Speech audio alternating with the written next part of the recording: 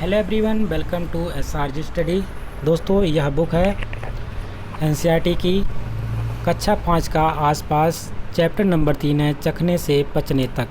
जैसे कि आपको पता है यह जो चैप्टर है आपके सीटेट पॉइंट ऑफ व्यू से और आपके जितने भी शिक्षक एग्ज़ाम होते हैं या जितने भी ईवीएस के जितने भी एग्ज़ाम होते हैं जिसमें ईवीएस पूछी जाती है वह आपके लिए इम्पोर्टेंट है, क्योंकि इस समय एक सबसे ऑथेंटिक बुक जो होती है एनसीईआरटी की बुक है। इसलिए यह पूरा एनसीईआरटी का यहाँ पे सॉल्यूशन दे रखा है, एकदम पूरा निचोड़ है कक्षा 5 का। तो यदि आप इस चैनल पे नए हैं तो चैनल को सब्सक्राइब कर लीजिएगा और वीडियो अगर पसंद आएगी तो उसको लाइक करिएगा। आप आज ही जुड़िए इस चैनल से। एसआरजी स्टडी सर्वोदय गुरुकुल के नाम से है आपका, आप सर्च मारिएगा और आप इस चैनल को सब्सक्राइब करके आज इस चैनल का फैमिली मेम्बर बन जाइए। तो आइए शुरुआत करते हैं प्रश्न नंबर पहला प्रश्न है कि चर्चा करो और लिखो। इसमें क्या है कि पूछा जा रहा है कि खट्टी इमली का नाम सुनते ही झूलन के मुंह में पानी आ गया। तुम्हारे मुंह में कब कब पानी आता है? अपनी पसंद की 5 चीज़ों के नाम और उनके स्वाद लिखो। उत्तर में लिखेंगे मनपसंद चीज़ें और उनका स्वाद कैसा होता है। इस प्रकार से कॉलम इधर बनाएंगे, इसके तरफ लिखेंगे मनपसंद चीज़ें और उनका स्वाद इधर लिखेंगे। मनपसंद में चॉकलेट, आपको चॉकलेट कैसा लगता है, उसका स्वाद कैसा होता है? मीठा होता है। समोसा आपको पसंद है, समोसे का स्वाद कैसा होता है? नमकीन और मसालेदार होता है। आइसक्रीम कैसा होता है? इसका स्वाद मीठा होता है, ये आपका मनपसंद है। मनपसंद में संतरा लिखेंगे, संतरा कैसा होता है? खट्टा होता है। जलेबी आपके मनपसंद की है और ये कैसी होती है? मीठी होती है। प्रश्न नंबर 2 है, तुम्हें एक ही तरह का स्वाद पसंद है या अलग अलग, क्यों? उत्तर में लिखेंगे मुझे अलग अलग तरह के स्वाद पसंद है, एक ही तरह के स्वाद से बोरियत होती है। झूलन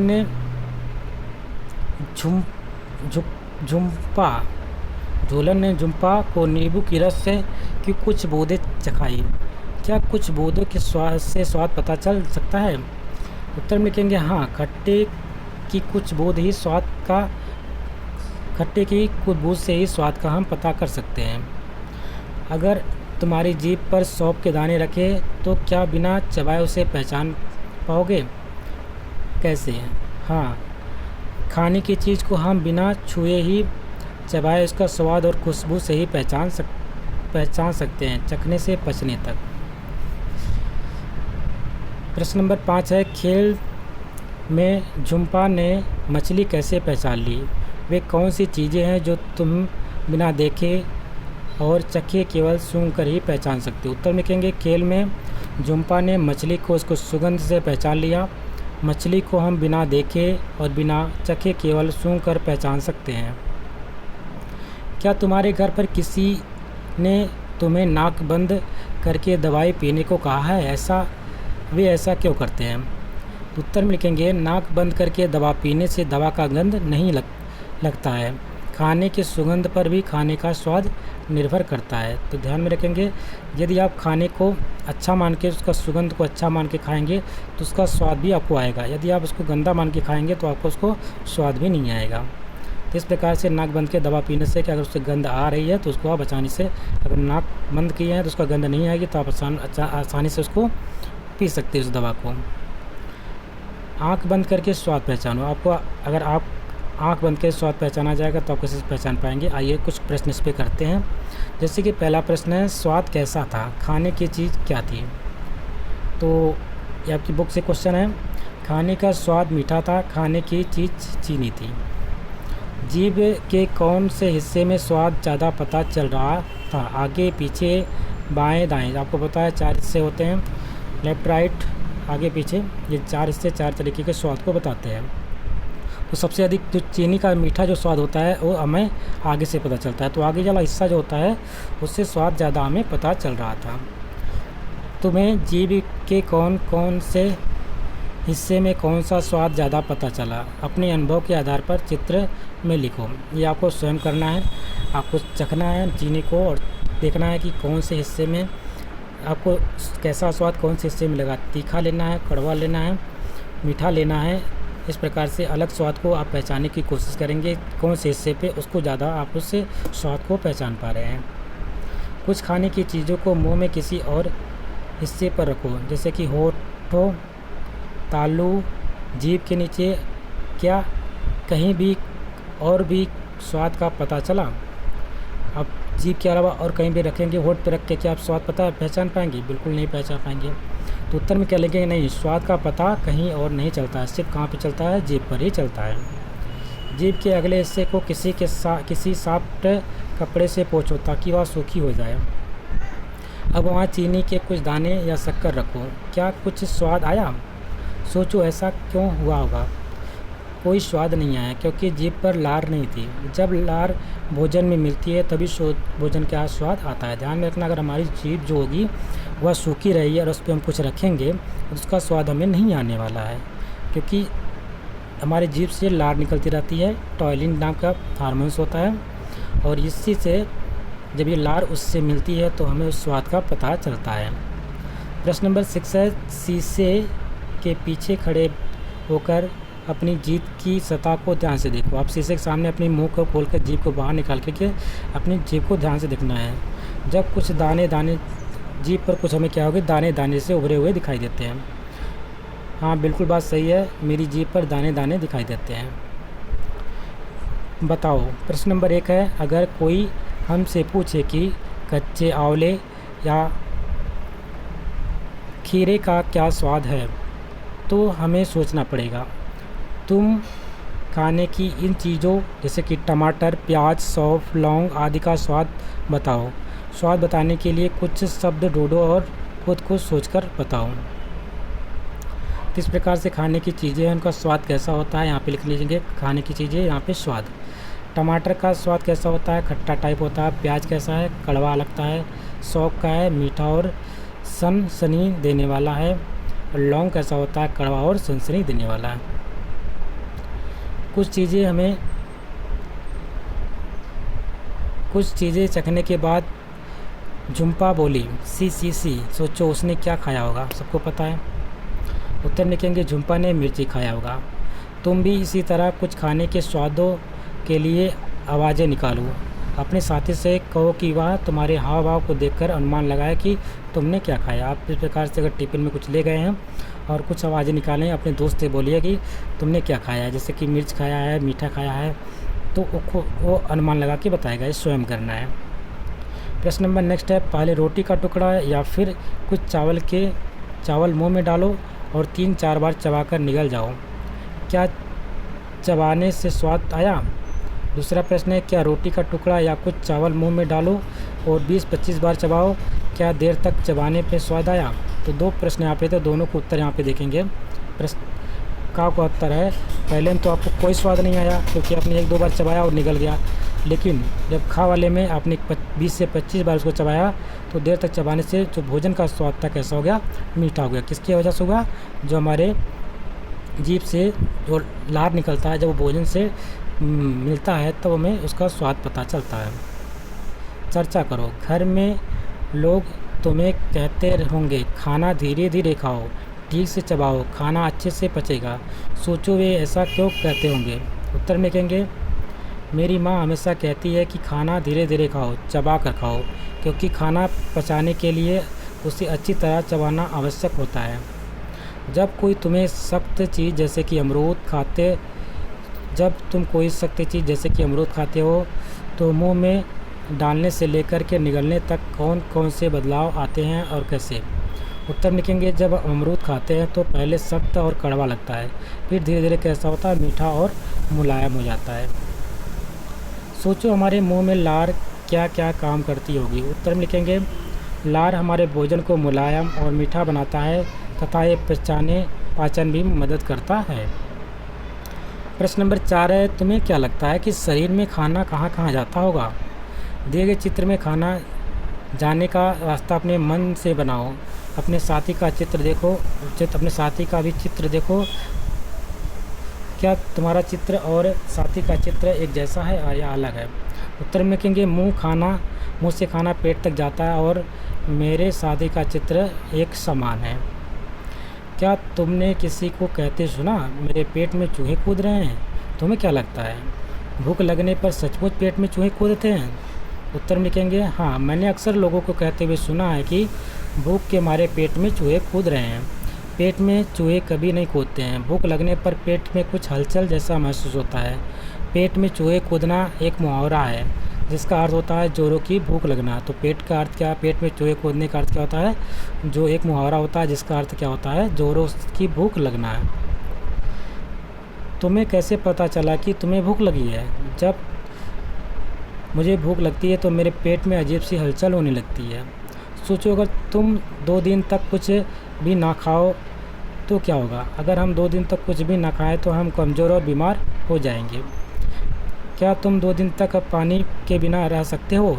सोचो जो पानी हम पीते हुए कहाँ से आता है होगा? उत्तर में लिखेंगे नहीं, हम एक दिन भी बिना पानी के नहीं रह सकते हैं। पानी हमारे शरीर में बहुत कार्य में मदद करता है, जैसे कि पाचन में, उत्सर्जन में। शरीर का ज़्यादातर पानी मूत्र और पसीने के द्वारा शरीर से बाहर निकल जाता है। प्रश्न नंबर 9 है, तुम्हें क्या लगता है कि रश्मि पूरे दिन एक ही रोटी क्यों खाती होगी? उत्तर में कहेंगे रश्मि बहुत ही गरीब परिवार से थी, इसलिए वह पूरे दिन एक रोटी से अधिक नहीं खा पाती है।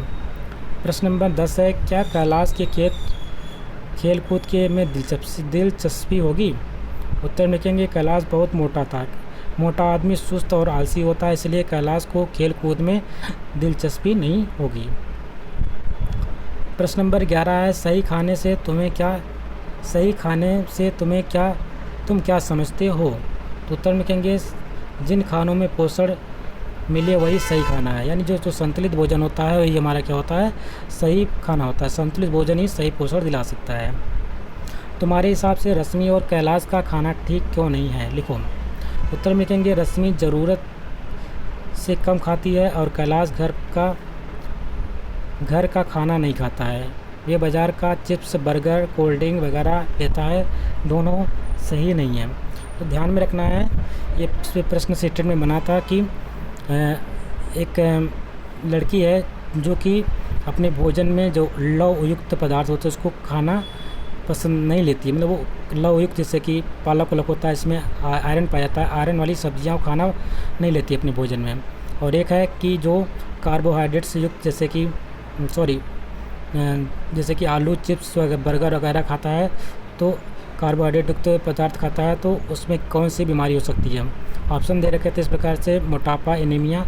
तो आपको ध्यान रखना है, अगर हम इस प्रकार से प्रश्न अगर पूछा जाएगा तो जो आयरन वाली चीज़ें कम खाता है उसको एनीमिया हो जाएगा। एनीमिया का अर्थ होता है रक्त अल्पता, यानी कि खून की कमी हो जाना, उसके बॉडी में खून की कमी हो जाती है तो एनीमिया रोग हो जाता है अगर वह आयरन वाली चीज़ें कम खाता है। सेकंड है, इसमें अगर वो बाज़ार से चिप्स, बर्गर, आलू की चीज़ें, चावल या कार्बोहाइड्रेट चीज़ें का ज़्यादा खाएगा तो क्या हो जाएगा, वो मोटापा से ग्रसित हो जाएगा। ये प्रश्न पूछे गए थे, दोनों एक साथ पूछे गए थे। ये आपके सेटेड में एग्जाम में पूछा गया था, इसलिए ये इंपॉर्टेंट हो जाता है। ये सब चीज़ें यहीं से बनते हैं, प्रश्न जितने भी होते हैं आपके एनसीईआरटी से ही बनते हैं। थोड़े से क्वेश्चन को घुमा के पूछता है। यदि आप पूरे तरीके से क्वेश्चन को समझ के पढ़ेंगे तो आपको एक भी प्रश्न बाहर से देखने को नहीं मिलेगा। प्रश्न नंबर 13 है, दादा दादी से पूछो कि जब वे तुम्हारी उम्र के थे तब एक दिन में क्या क्या काम करते थे, क्या खाते हैं और कितना? उत्तर में कहेंगे मेरे दादा दादी जब मेरी उम्र के थे तो वे दाल, चावल, हरी सब्जियां, ताज़े फल आदि खाते थे और दूध पिया करते थे। वे मीलों पैदल चलते थे और बागवानी करते थे। प्रश्न नंबर 14 है, अब तुम अपना सोचो, तुम जो खाते हो, जो काम करते हो, क्या उनके जैसा है या उनसे अलग है?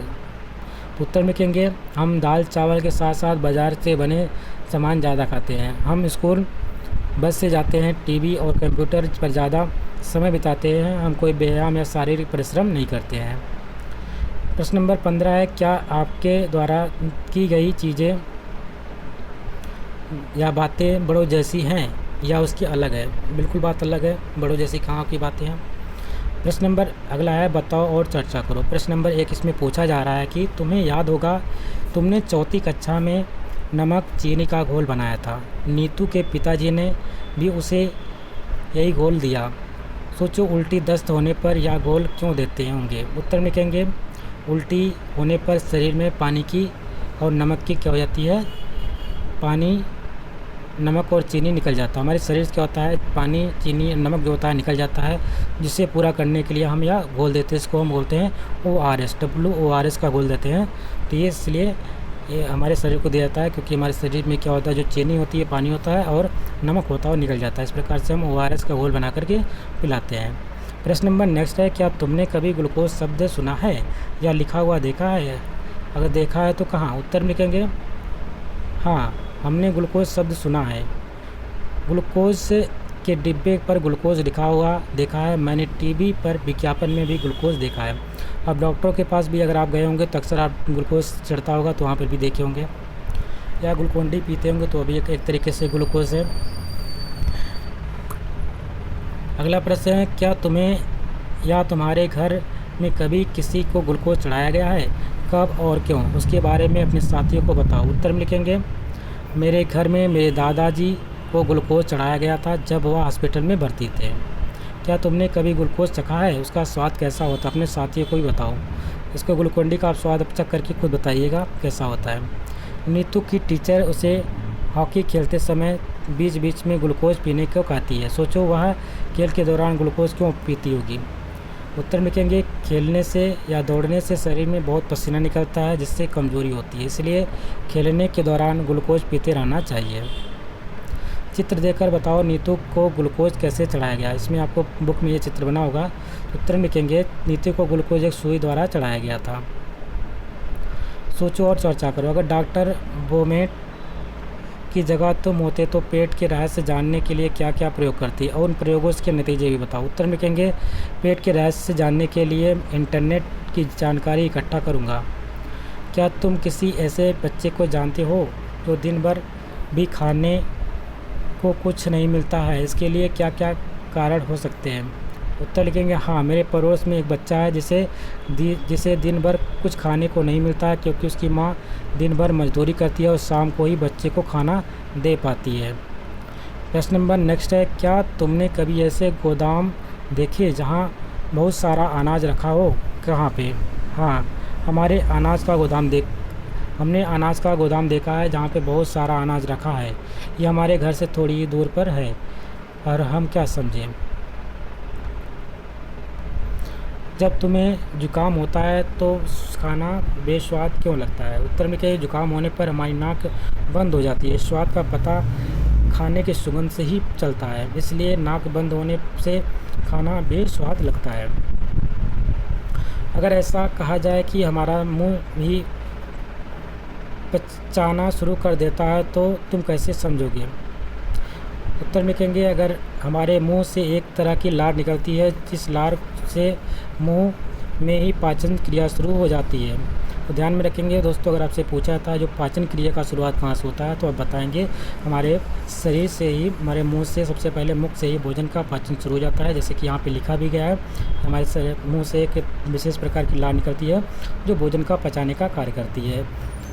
और सबसे लास्ट स्टेज कौन सा होता है? तो छोटी आंत में जाकर के बोरा भोजन पूरी तरीके से पच जाता है। तो सिर्फ स्टार्टिंग कहाँ से होता है? मुंह से स्टार्टिंग होता है। कदम कहाँ से होता है? छोटी आंत में होता है। और लास्ट प्रश्न है कि सही खाना ना मिलने तो बच्चों को क्या क्या परेशानी हो सकती है? अगर एक भोजन अच्छा और संतुलित पोषण युक्त भोजन बच्चों को ना मिले तो कौन कौन सी परेशानियाँ हो सकती है, इसके बारे में पूछा जा रहा है। तो उत्तर में कहेंगे, सही खाना ना मिलने पर बच्चे क्या हो जाएंगे? कमज़ोर हो जाएंगे, बीमार हो जाएंगे, कुपोषण के शिकार हो जाएंगे। तो इस प्रकार से एक बच्चे को संतुलित और पोषण युक्त भोजन देना अति आवश्यक है। और इसी के साथ ये चैप्टर कंप्लीट होता है। आशा करते हैं आपको वीडियो अच्छी लगी होगी। यदि वीडियो पसंद आए तो इसको लाइक करिएगा, शेयर करिएगा, और चैनल पे नए हैं तो चैनल को सब्सक्राइब भी कर लीजिएगा।